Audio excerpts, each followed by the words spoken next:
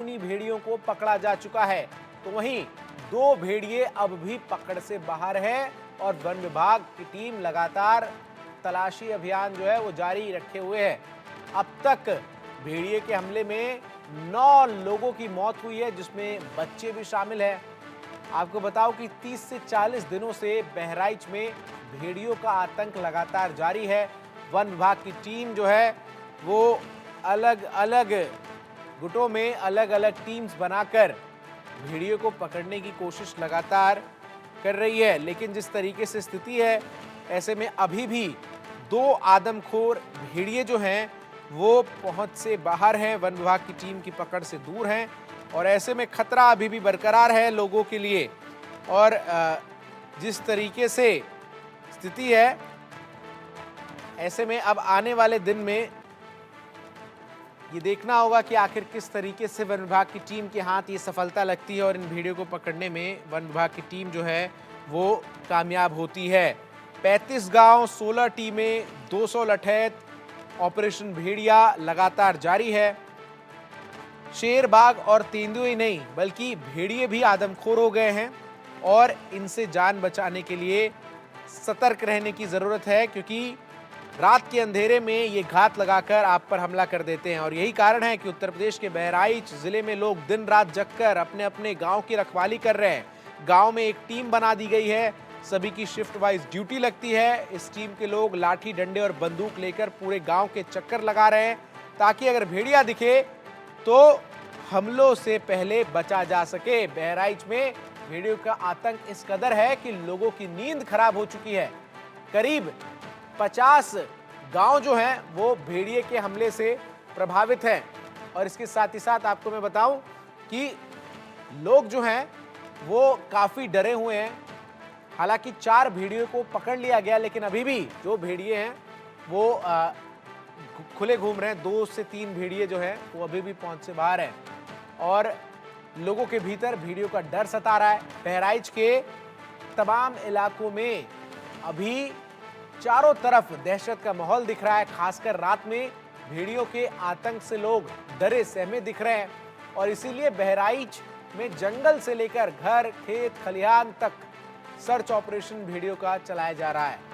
8 बच्चे और 1 महिला, यानी कुल 9 लोगों को भेड़ियों ने अभी तक अपना निवाला बना लिया है। दावा यह किया जा रहा है कि करीब 8 से 10 भेड़िए इस इलाके में दबे पांव रात में हमला करते हैं, लेकिन अभी तक सिर्फ 4 भेड़ियों को ही पकड़ने में पुलिस की टीम को कामयाबी मिली है। बाकी आदमखोर भेड़ियों को पकड़ने का मुहिम जारी है। वन विभाग के साथ पीएसी की 2 कंपनियां और भारी पुलिस बल की तैनाती है। लाउड स्पीकर से लोगों को जागरूक किया जा रहा है, क्योंकि ये भेड़िए आदमखोर बन चुके हैं और मौका पाते ही खूनी हमला कर देते हैं।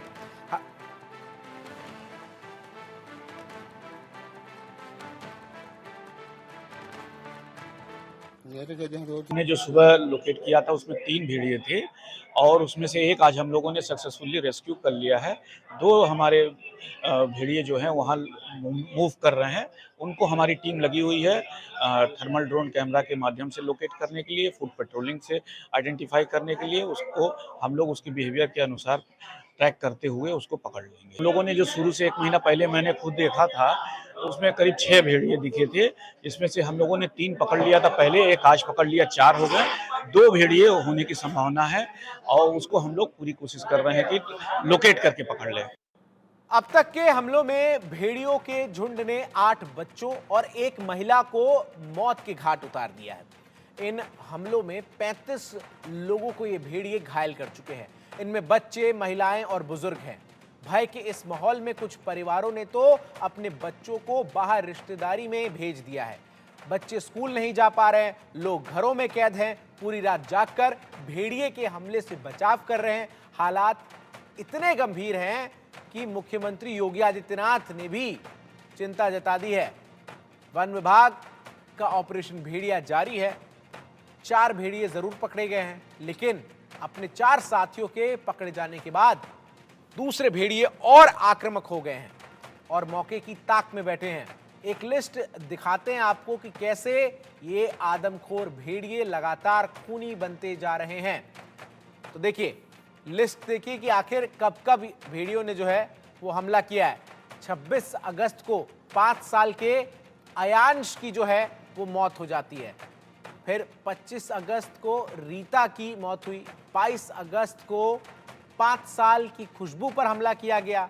18 अगस्त को 4 साल की संध्या की भेड़िए के हमले में मौत हुई। फिर 3 अगस्त को 8 साल के किशन की, 27 जुलाई को 2 साल के प्रतिभा पर भेड़ियों ने हमला किया। 17 जुलाई को 1 साल के अख्तर की भेड़िए के हमले में मौत हो गई। तो वहीं 23 मार्च को 2 साल के छोटू की मौत हुई और 10 मार्च को 3 साल की सायरा पर भेड़ियों ने हमला किया। तो मार्च 10 से भेड़ियों का ये हमला जो है वो शुरू हुआ। बच्चों को घरों में घुसकर भेड़िए जो है उठाकर ले जाते थे और फिर अगली सुबह खेतों में बच्चों के जो शव हैं वो बरामद किए जा रहे थे। सीधा बहराइच का रुख करते हैं। सहयोगी संजय मिश्रा लगातार हमारे साथ इस बड़ी खबर पर अपडेट देने के लिए बने हुए हैं। संजय, सबसे बड़ी बात यह है कि जब हम टाइमलाइन देखते हैं तो 10 मार्च पहला हमला होता है और तब से लेकर अब सितंबर जो है वो आने वाला है और अब तक भेड़ियों का आतंक बहराइच के इस पूरे इलाके में उसी तरीके से जारी है। सवाल अब यहाँ ये भी खड़ा हो रहा है कि आखिर वन विभाग की टीम जो है वो पकड़ने में कामयाब क्यों नहीं हो पा रही? क्या लोकेशन ट्रेस करने में दिक्कत हो रही है? क्या इक्विपमेंट्स यानी उपकरण जो हैं वो उस प्रकार के नहीं है कि उन्हें इंटरसेप्ट करके पकड़ा जा सके?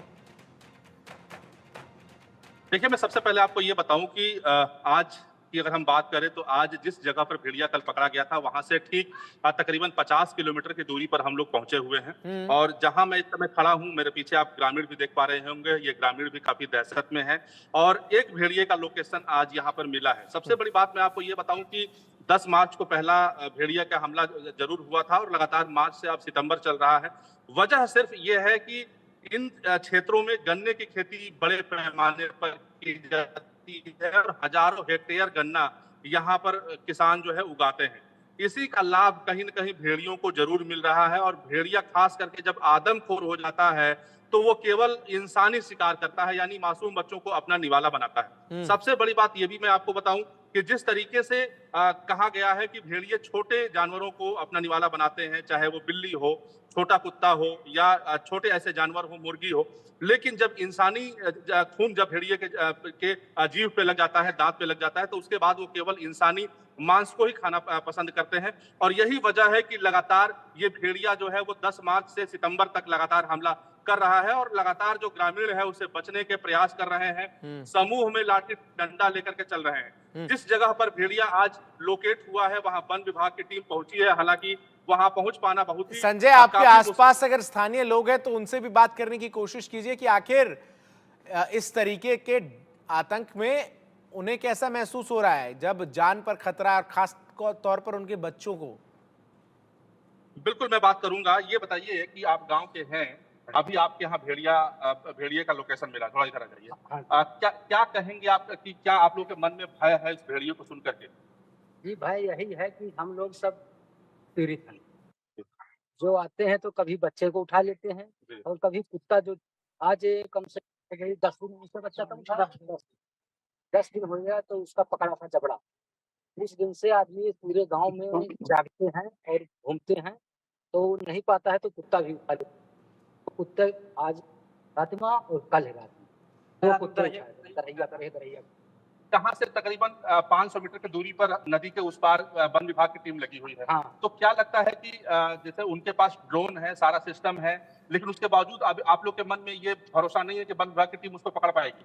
जी, पकड़ पाने का क्या, जो अपनी वाली प्रयास तो कर रहे हैं, लेकिन उसको जब सामने आए तब तो दिखाई, तब ही तो पकड़ गई। ड्रोन कैमरा में नहीं आता है तो क्या पकड़ी?